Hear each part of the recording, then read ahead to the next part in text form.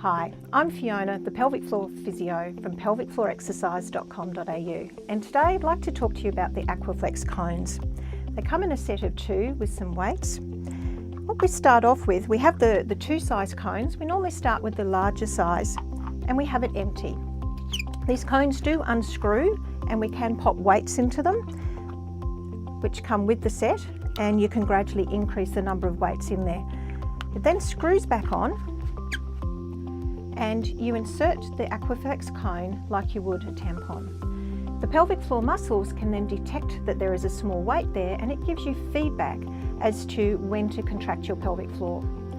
So there are 2 ways that we can use them. We can have the cone in and we can contract the pelvic floor and relax, and contract and relax, like you would when you were doing pelvic floor exercises, or Kegels as they're often called. The other way to use them is functionally.